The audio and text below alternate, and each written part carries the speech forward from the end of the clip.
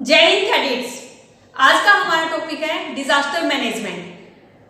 Disaster management के topic में हम कवर करेंगे अपने डिजास्टर के बारे में, इसके टाइप, एसेंशियल सर्विस, साथ में एनसीसी कैडेट के रोल क्या है डिजास्टर के टाइम पर, और जो फायर फाइटिंग की टीम कैसे काम करती है, फायर फाइटिंग के में कैसे वर्क होगा, कैडेट्स को कौन कौन से काम करने चाहिए और क्या नहीं करना चाहिए, साथ में सिविल डिफेंस ऑर्गेनाइजेशन हर लेवल पर हम डिस्कस करेंगे।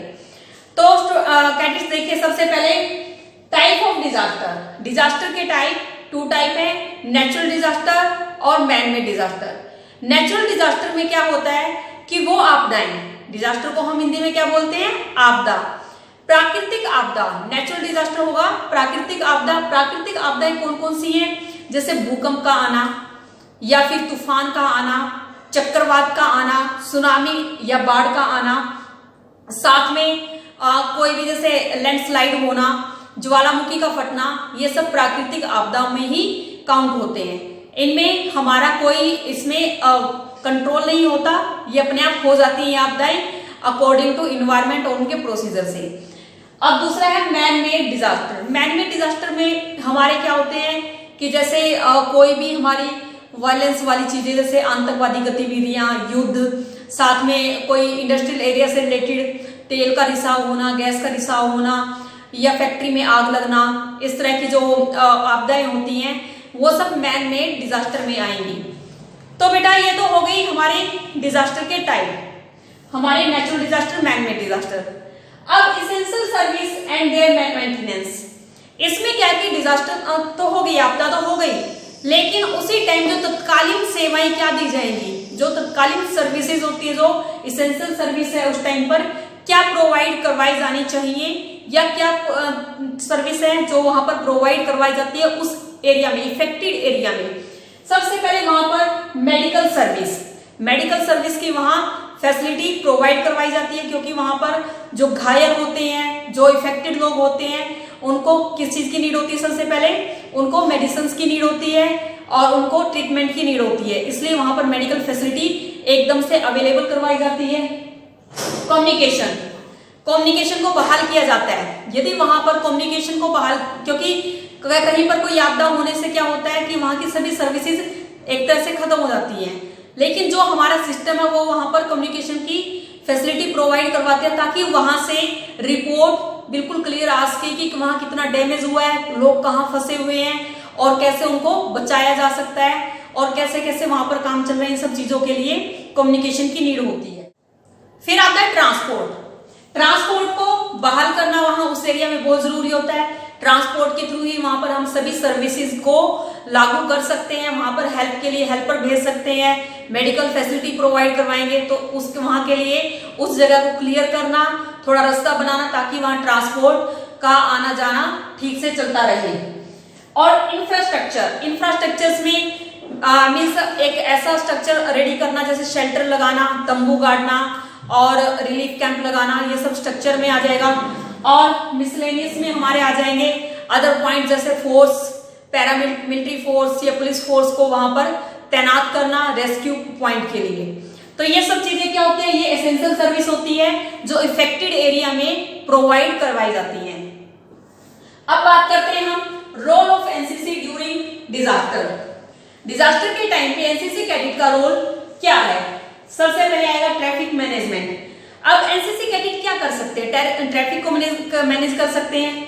कैसे मैनेज करेंगे? अब देखिए, कहीं पर बाढ़ आई है या सुनामी आया या भूकंप आया है, तो क्या होता है कि जो वहां पर लोग रहते हैं, उनके नोन, उनके जानने वाले हर कोई बेताब होता है अपने लोगों से मिलने के लिए। तो क्या होता है कि वहां पर सभी लोग सैलाब की तरह दौड़ पड़ते हैं अपने अपने व्हीकल के साथ। तो वहां पर एकदम से जितना ट्रैफिक है वो सारा बाधित हो जाता है। जो नॉर्मल हमें ट्रांसपोर्ट चाहिए अदर सर्विस के लिए, वो उस टाइम क्या होता है, इफेक्टेड हो जाता है। तो इसलिए एनसीसी कैडेट क्या कर सकते हैं, उस टाइम पर ट्रैफिक को मैनेज करने के लिए अपनी हेल्प कर सकते हैं, ट्रैफिक मैनेजमेंट में अपना रोल अदा कर सकते हैं। और बकायदा उन एनसीसी कैडेट को ट्रैफिक रूल्स की सारी जानकारी होनी चाहिए, उनको ट्रैफिक के जितने भी रूल्स हैं उनको फॉलो करते हुए सभी को एक साथ ट्रैफिक को मैनेज करना, उनको मैनेज करवाना उनकी ड्यूटी बन जाती है। फिर सर्च एंड रेस्क्यू, कुछ कैडेट हमारे एनसीसी कैडेट की टीम बनाई जाती है, कुछ कैडेट क्या करते हैं सर्च एंड रेस्क्यू ऑपरेशन में हेल्प करते हैं, मीन्स घायलों को या लाशों को खोजना और उनको बचाव करना। कुछ घायल लोग होते हैं, भूकंप के टाइम में कुछ लोग दब जाते हैं, तो एनसीसी कैडेट क्या कर सकते हैं, उनको ढूंढना और उनको वहां से बचाना या इन्फॉर्म करना कहीं कोई दबा हुआ है या फंसा हुआ है, तो जो दूसरी टीम होती है उनको इन्फॉर्म करना। एक्चुअली जो एनसीसी कैडेट होते हैं वो सभी काम जो करते हैं वो अंडर सुपरविजन करते हैं, जो लोकल एडमिनिस्ट्रेशन होता है उसके अंडर में रह के, उनकी सुपरविजन में रह के काम करते हैं। फर्स्ट एड, एनसीसी कैडेट और क्या हेल्प कर सकते हैं डिजास्टर के टाइम पर, जिन एनसीसी कैडेट को फर्स्ट एड की नॉलेज होती है उनकी ड्यूटी वहां लगा दी जाती है, वो अपनी फर्स्ट एड के साथ क्या कर सकते हैं, लोगों को ट्रीटमेंट कर सकते हैं, जिनको छोटी मोटी चोट आई है उनको हौसला दे सकते हैं, साथ में उनका ट्रीटमेंट करके उनको जो प्राथमिक उनकी चिकित्सा वो कर सकते हैं, इस तरीके से वो हेल्प कर सकते हैं, अपना एक रोल अदा कर सकते हैं। फिर आएगा हेल्प इन रिहेबिलिटेशन, जो प्रभावित लोग होते हैं, इफेक्टेड लोग होते हैं, उनको पुनर्स्थापित करने में हेल्प कर सकते हैं। एनसीसी कैडेट हेल्प करते भी हैं और कर भी सकते हैं, दोनों तरीके से ये ड्यूटी फॉलो की जाती है। Setting up of relief camp, जो रिलीफ कैंप लगाए जाते हैं उनकी सेटिंग करवाना, ये एनसीसी कैडेट काम करते हैं मिलके। जो रिलीफ कैंप के लिए जो सेटिंग होती है प्रॉपर, उनके तंबू लगवाना है, उनके शेल्टर बनवाने में हेल्प करनी है, उनको मैनेज करना है कि कहां से कौन से इफेक्टेड लोग, किस एरिया के इफेक्टेड लोग किस एरिया में शिफ्ट किए गए हैं, इन सब चीजों में एनसीसी कैडेट हेल्प कर सकते हैं। साथ में आ जाएगा loading and dispatch of medical aid, जितनी मेडिकल एड है उनको लोडिंग और डिस्पैच करने में एनसीसी कैडेट अपना रोल अदा कर सकते हैं।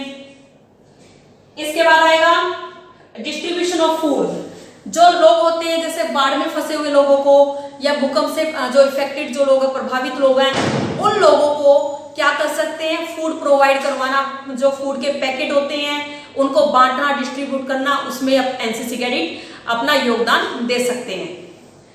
अब आता है कि एनसीसी कैडेट को क्या नहीं करना चाहिए, क्या करना चाहिए। देखो एनसीसी कैडेट को सबसे पहले यदि फर्स्ट एड आती है तो उसको सिंपल फर्स्ट एड करनी चाहिए, लेकिन ज्यादा डैमेज पर्सन को, कि किसी को कोई ज्यादा ही इंजरी है, उसको हौसला देना है और उसको तुरंत डॉक्टर के पास लेके जाना है या डॉक्टर को उनके पास लेके आना है और एम्बुलेंस से कांटेक्ट करना है। अपने आप से डॉक्टर बन के ट्रीटमेंट नहीं करना है, कहीं और ज्यादा नुकसान हो जाए। इसी तरीके से यदि फूड प्रोवाइड करवा रहे हैं, फूड प्रोवाइड करवाते टाइम उनको एक चीज चेक करनी चाहिए कि कहीं कोई फूड खराब तो नहीं है, कि खराब फूड लोगों के पास तो नहीं चला गया, उन्होंने कोई खराब फूड किसी को डिस्ट्रीब्यूट तो नहीं किया।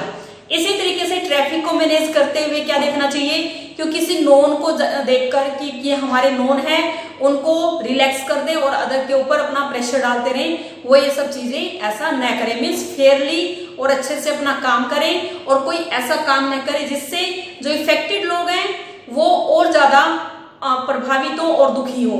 साथ में अफवाहें बहुत फैलती हैं, जब भी कोई आपदा आती है, बाढ़ आती है, तूफान आता है या सुनामी आती है, भूकंप आता है, तो बहुत सारी अफवाहें भी फैलती हैं, जैसे कि इतना सारा नुकसान हो गया, लोग बिल्कुल नहीं बचे, किसी भी तरह की अफवाहें होती हैं। तो एनसीसी कैडेट को उन अफवाहों का हिस्सा नहीं बनना चाहिए। मीन्स वो अफवाहें फैलाने का हिस्सा न बन के अफवाहों को कम करें, जो अफवाहें उड़ती हैं उनको कम करने में हेल्प करें, उनको रोकें, यहाँ उनका एक सोर्स न बने। अब बात करते हैं fire service and fire fighting.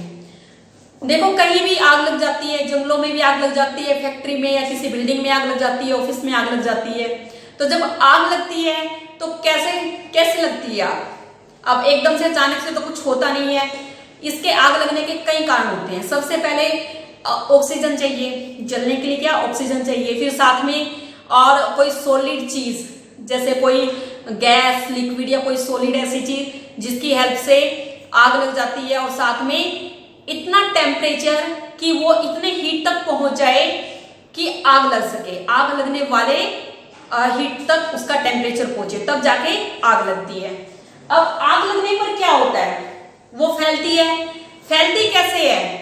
जब आग लगने के बाद उसको मटेरियल मिलता रहता है और मटेरियल मिलता रहता है फैलने से रिलेटेड, तो वो क्या है, आग बढ़ती चली जाती है और कई तरीके से फैल जाती है।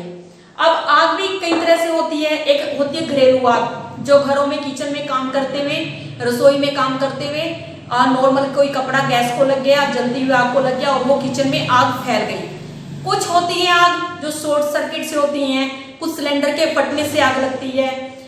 आग लगने के बहुत सारे मोड होते हैं, किस कई तरीके से आग लग जाती है और उन हर तरीके की आग को बुझाने का भी तरीका अलग अलग है। यदि कोई शॉर्ट सर्किट हुआ है उसके ऊपर हम पानी नहीं डाल सकते, और यदि गैस से कोई आग लगी है तो उसके ऊपर हमने उसको कैसे काबू पाना, इनके सबके मेथड अलग होते हैं। फिर फायर फाइटिंग। अब आग लगने पर क्या होता है कि हमारी फायर ब्रिगेड आती है, फायर फाइटिंग होती है। फायर फाइटिंग के लिए हमारी टीम कैसे बनती है? फायर फाइटिंग के लिए हमारी 5 तरह की पार्टीज होती हैं और उन 5 पार्टीज के पास अलग अलग इक्विपमेंट होते हैं। 5 पार्टी के पास क्या होते हैं? अलग अलग इक्विपमेंट होते हैं। सबसे पहले होता है फायर फाइटिंग पार्टी। क्या होता है? Fire fighting party. Fire fighting party के पास होती है कस्सी, बाल्टी, फायर एग्जीक्यूटर, बेलचा, गेती, ये सब उनके पास इक्विपमेंट होते हैं आग को बुझाने के लिए। मींस बीटर होते हैं, जैसे कि ये लगाया आपके पास एक ये बड़ी सी रोड है, लोहे की हो सकती है, लकड़ी की, और एक लोहे का ऐसे कुछ बना होता है और ऐसे उसको मार मार के आग को बुझाने वाले ऐसे होता है, उसको हम बोलते हैं, मीन्स एक बीटर बोलते हैं, जो उसके साथ फायर के साथ हम बुझाने के काम आता है। रेते की बाल्टी होती है जिसको हम लेके भागते हैं, इस पार्टी के लोग लेके भागते हैं कि उसके ऊपर रेत डाला जा सके। उनके पास इक्विपमेंट्स होते हैं आग को बुझाने वाले, जो उसमें होता है फायर एग्जीक्यूटर वगैरह, ये सब उनके पास होते हैं। तो इस पार्टी का जो पहली पार्टी है फायर फाइटिंग पार्टी, इसका काम होता है जिस एरिया में आग लगी है उसको चारों तरफ से घेर के आग के ऊपर काबू पाना। दूसरी पार्टी होती है fire picketing party. Fire picket party में क्या होता है कि एक दूसरी पार्टी आती है जो उस एरिया को चारों तरफ से घेरती है और 2-2 के पेयर में पोजीशन बना के बैठते हैं, ऐसे ऐसे ऐसे पोजीशन। ये मैं बता रही हूँ पर्टिकुलर आपको, जैसे किसी फोर्स वाले एरिया में ऐसे कोई मिसहैपनिंग हो जाती है फायर की, तो वो इसलिए ऐसे बैठते हैं अपनी राइफल्स लेके, एक इधर और एक बैक साइड में, ताकि कहीं कई बार क्या होता है आग लगने पर कुछ लोग फायदा उठाते हैं। मान लो किसी ऑफिस में आग लगी, वहां की कोई इंपॉर्टेंट फाइल चुरा के बाहर ले जाए, या कोई बाहर से ऐसी चीज अंदर डाल दे कि जो आग के अंदर जल के राख हो जाए। तो इन सब चीजों के लिए पिकेटिंग पार्टी का काम होता है चारों तरफ अपनी नजरें दिखाना, देखना और साथ में ये चेक करना कि कोई इस तरह की हरकत कहीं ना हो। तीसरी होती है साल्वेज पार्टी। साल्वेज पार्टी के पास बड़े बड़े डंडे, हुक होते हैं, और इनके पास जो हुक और डंडे होते हैं, इनका काम होता है सामान को हुक के साथ खींच के बाहर निकालना। फर्स्ट पार्टी का काम हो गया आग को बुझाना, सेकंड पार्टी का काम हो गया उस एरिया की रक्षा करना, चेक करना कि कहीं कोई सामान को बाहर ना ले जाए और अंदर ना डाल दे। तीसरी पार्टी हो गई साल्वेज पार्टी। साल्वेज पार्टी का काम है हुक वगैरह, उनके पास इक्विपमेंट होते हैं और वो उनसे खींच के सामान को बाहर निकालते हैं। फिर 4th नंबर पे आती है हमारी फर्स्ट एड पार्टी, प्राथमिक चिकित्सा पार्टी। फर्स्ट एड पार्टी में क्या होगा, उसमें मेडिकल ऑफिसर होते हैं, नर्सिंग असिस्टेंट होते हैं, उनके पास एम्बुलेंस और स्ट्रेचर, कंबल और मेडिकल फैसिलिटीज, उनके फर्स्ट एड बॉक्स होते हैं। जो वहां पर घायल और इफेक्टेड लोग होते हैं आग से, उनकी मेडिकल जो सर्विस देनी होती है वो फर्स्ट एड पार्टी ही उनकी ये सर्विस देगी। फिर आती है रिजर्व पार्टी। रिजर्व पार्टी में इन चारों पार्टियों के मिक्स लोग होते हैं। मीन्स रिजर्व पार्टी के पास वो सभी इक्विपमेंट होते हैं जो फायर फाइटिंग पार्टी के पास होते हैं, पिकेटिंग पार्टी के पास होते हैं, साल्वेज और फर्स्ट एड पार्टी के साथ होते हैं। यदि इन चारों पार्टीज का कोई भी मेंबर थका हुआ लगता है या वो खुद आग से इफेक्टेड लगता है, तो क्या होता है कि रिजर्व पार्टी के लोग जाके उसकी जगह लेके वहां पर अपना काम करना स्टार्ट कर देते हैं। तो आपको क्लियर हुआ फायर फाइटिंग पार्टी और उनके इक्विपमेंट। अब बात करते हैं हम civil defence organisation. Civil defence organisation, जब भारत और चाइना का 1962 में वॉर हुआ था, उसके बाद एक अधिनियम बनाया गया, नागरिक सुरक्षा अधिनियम। कौन सा अधिनियम? नागरिक सुरक्षा अधिनियम। इसके तहत क्या हुआ कि कोई भी किसी भी तरह की आपदा होती है, चाहे वो युद्ध है, चाहे वो प्राकृतिक आपदा है, चाहे मैन मेड डिजास्टर है, कोई भी है, उस टाइम सबसे पहले फर्स्ट ऑफ ऑल सबसे पहली ड्यूटी क्या होगी? अपने नागरिकों की सुरक्षा करना, जान की सुरक्षा करना, दूसरे नंबर पे उनके माल की रक्षा करना। तो जब जान की रक्षा करने की बात आती है तो उसके लिए ऑर्गेनाइजेशन बनाई गई जो हमारी नेशनल लेवल से लेके विलेज लेवल तक काम करती हैं। वो संगठन हमारे होते हैं नेशनल लेवल पर, स्टेट, डिस्ट्रिक्ट, तालुका यानी जो तहसील होती है, और विलेज लेवल पर। इन सभी लेवल पर सभी टीम मिलके काम करती हैं अपने अपने लेवल पर, और कहीं भी किसी भी तरह की कोई आपदा होती है, सब लोग मिलकर इकट्ठे होकर उससे जूझते हैं और उससे मुक्ति पाने की कोशिश करते हैं। तो बेटा ये थे आपके डिजास्टर मैनेजमेंट से रिलेटेड कुछ इंपॉर्टेंट पॉइंट्स। आपने इनको ध्यान रखना है और अच्छे से इनको याद करना है। जय हिंद।